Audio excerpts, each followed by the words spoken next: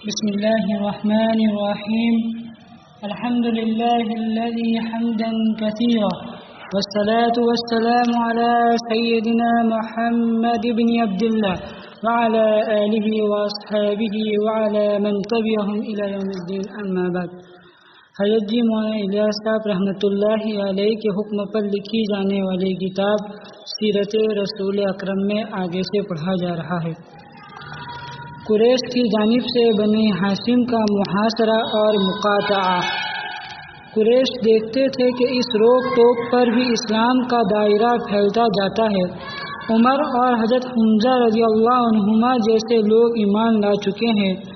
نجاشی سے مسلمانوں کو پناہ دی. مسلمانوں کی تعداد میں اضافہ ہوتا جاتا ہے. اس لیے اب یہ تدبیر سوچی کہ حضور صلی اللہ علیہ وسلم اور آپ کے خاندان کو محصور کر کے تباہ کر دیا جائے. چنانچہ تمام قبائل نے ایک معاہدہ مرتب کیا کہ کوئی شخص خاندان بنی ہاشم سے نہ قرابت کرے گا، نہ ان کے ساتھ خرید و فروخت کرے گا، نہ ان سے ملے گا، نہ ان کے پاس کھانے پینے کا سامان جانے دے گا جب تک کہ وہ حضور صلی اللہ علیہ وسلم کو قتل کے لیے حوالہ نہ کر دے. یہ معاہدہ کعبہ کے دروازے پر لٹکا دیا گیا. ابو طالب مجبور ہو کر تمام خاندان بنی ہاشم کے ساتھ شعب ابی طالب میں پناہ گزین ہوئے.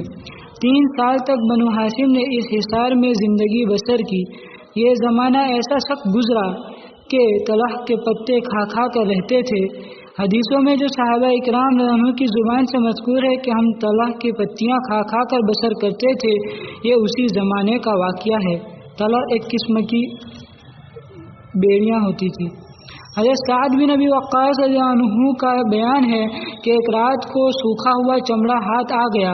میں نے اس کو پانی سے دھویا، پھر آگ پر بھونا اور پانی ملا کر کھایا. ابن سعد نے روایت کی ہے کہ بچے جب بھوک سے روتے تھے تو باہر آواز آتی تھی. قریش سن سن کر خوش ہوتے تھے، لیکن بعض رحم دلوں کو ترس بھی آتا تھا. ایک دن حکیم بن حزام جو حضرت خدیجہ عنہ کے بھتیجے تھے، تھوڑے سے گیہوں اپنے غلام کے ساتھ حضرت خدیجہ رضی اللہ عنہا کے پاس بھیجے. رام میں ابو جہل نے دیکھ لیا اور چھین لینا چاہا. اتفاق سے ابو البختری کہیں سے آ گیا.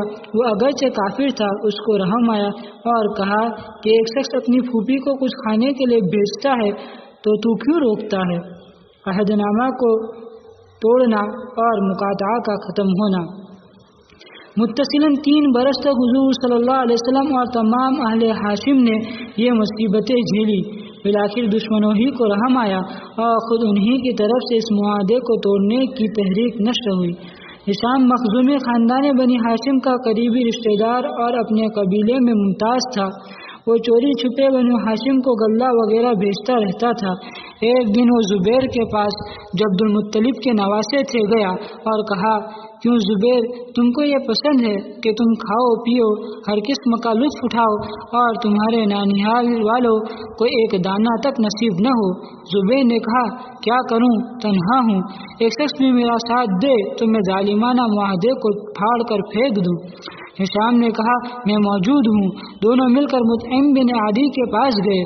بختری بن ہشام، جماع ابن الاسود نے بھی ساتھ دیا. دوسرے دن سب مل کر حرم گئے. زبیر نے سب لوگوں کو مخاطب کر کے کہا، اے اہل مکہ، یہ کیا انصاف ہے؟ ہم لوگ آپ سے آرام سے بسر کریں اور بنو ہاشم کو دانہ پانی تک نصیب نہ ہو. خدا کی قسم، جب تک یہ ظالمانہ معاہدہ چاک نہ کر دیا جائے گا میں باز نہ آؤں گا. ابو جہل برابر سے بولا، ہرگز اس معاہدے کو کوئی ہاتھ نہیں لگا سکتا. جماع نے کہا، تو جھوٹ کہتا ہے، جب یہ لکھا گیا تھا اس وقت بھی ہم راضی نہ تھے. ادھر حضور صلی اللہ علیہ وسلم نے ابو طالب کو اطلاع دی تھی کہ معاہدے کو دیمک کھا گئی ہے. جب لوگوں نے اس کو دیکھا تو ایسا ہی تھا، صرف بسمک اللہم باقی رہ گیا تھا. حضرت ابو بکر رضی اللہ عنہ کے ساتھ کفار کا معاملہ. کفار کی اظہار رسانی اب کمزوروں اور بے کسوں پر ہی محدود نہ تھی. حضرت ابو بکر صدیق رضی اللہ عنہ کا قبیلہ معزز اور طاقتور قبیلہ تھا. ان کے یار اور انصار بھی کم نہ تھے. تاہم وہ کفار کے ظلم سے تنگ آ گئے اور بالآخر حبش کی طرف ہجرت کا ارادہ کیا. برق العماد جو مکہ معظمہ سے یمن کی سمت 5 دن کی راہ پر ہے، وہاں تک پہنچے تھے کہ ابن الدغنہ سے ملاقات ہوئی، جو قبیلہ قارا کا رئیس تھا۔ اس نے پوچھا کہاں؟ حضرت ابوبکر صدیق رضی اللہ عنہ نے کہا میری قوم مجھ کو رہنے نہیں دیتی، چاہتا ہوں کہ کہیں الگ جا کر خدا کی عبادت کروں۔ ابن الدغنہ نے کہا یہ نہیں ہو سکتا کہ تم جیسا شخص مکہ سے نکل جائے، میں تم کو اپنی پناہ میں لیتا ہوں۔ تو حضرت ابوبکر صدیق رضی اللہ عنہ اس کے ساتھ واپس آئے۔ ابن الدغنہ مکہ پہنچ کر تمام سرداران قریش سے ملا اور کہا ایسے شخص کو نکالتے ہو جو مہمان نواز ہے، مفلسوں کا مددگار ہے، رشتہ داروں کو پالتا ہے، مصیبتوں میں کام آتا ہے۔ قریش نے کہا لیکن شرط یہ ہے کہ ابوبکر نمازوں میں چپکے جو چاہے پڑھیں، آواز سے قرآن پڑھتے ہیں تو ہماری عورتوں اور بچوں پر اثر ہوتا ہے۔ حضرت ابوبکر رضی اللہ عنہ نے چند روز یہ پابندی اختیار کی، لیکن آخر انہوں نے گھر کے پاس ایک مسجد بنا لی اور اس میں خضوع و خضوع کے ساتھ بآواز قرآن پڑھتے تھے۔ وہ نہایت نرم دل آدمی تھے، قرآن پڑھتے تو بے اختیار روتے، عورتیں اور بچے ان کو دیکھتے اور متاثر ہوتے۔ قریش نے ابن الدغنہ سے شکایت کی، اس نے حضرت ابوبکر صدیق رضی اللہ عنہ سے کہا کہ اب میں تمہاری حفاظت کا ذمہ دار نہیں ہو سکتا۔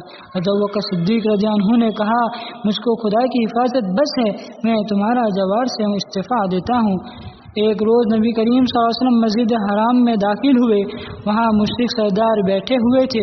ابو جہل نے نبی اکرم صلی اللہ علیہ وسلم کو دیکھا اور تمسخر کیا، عبد مناف والو دیکھو تمہارا نبی آ گیا۔ عقبہ بن ربیعہ بولا ہمیں کیا انکار ہے، ہم میں سے کوئی نبی بن بیٹھے، کوئی فرشتہ کہلائے۔ نبی صلی اللہ علیہ وسلم یہ باتیں سن کر لوٹے اور ان کے پاس آئے۔ پہلے عقبہ سے فرمایا عقبہ تو نے خدا اور رسول صلی اللہ علیہ وسلم کی حمایت کبھی نہ کی، تو اپنی ہی بات پر ہمیشہ اڑا رہا۔ پھر ابو جہل سے فرمایا تیرے لیے وقت بہت قریب آ رہا ہے، دور نہیں کہ تو تھوڑا ہنسے گا اور بہت روئے گا۔ پھر قریش سے فرمایا تمہارے لیے وہ ساعت نزدیک آ رہی ہے کہ جس دن کا تم انکار کرتے ہو آخر اسی میں داخل ہو جاؤ گے۔ ناظرین اس کتاب میں دیکھیں گے، سننے والے خود آگے سنیں گے کہ کس طرح یہ حضور صلی اللہ علیہ وسلم کی پیشن گوئیاں مکمل ہوئی۔